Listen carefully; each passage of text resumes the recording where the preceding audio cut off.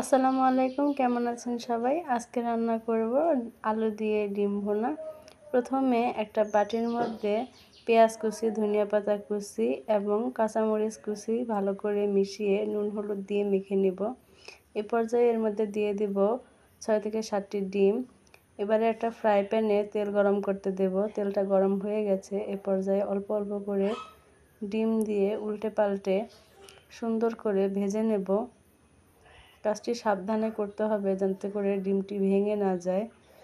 ডিমগুলোকে piece piece করে আলাদা আলাদা করে ভেজে নেব। ডিমগুলো ভাজা হয়ে গেছে। এর পর্যায়ে একটা কড়াইতে তেল দিয়ে তার মধ্যে দিয়ে দেব পেঁয়াজ কুচি। পেঁয়াজ কুচিগুলো লাল লাল করে ভেজে নেব। এবার এর মধ্যে দিয়ে দিব লবণ, হলুদের গুঁড়া এবং মরিচের গুঁড়া দিয়ে ভালো করে মশলাটা নেড়ে চেড়ে গুঁড়া মশলার সাথে মিশিয়ে নেব। এ পর্যায়ে দিয়ে দেব এর মধ্যে আগে থেকে ধুয়ে রাখা কুচানো আলু দিয়ে ভালোভাবে মশলার সাথে নেড়ে চেড়ে দেব। আলুগুলো সেদ্ধ করা হয়ে গেছে।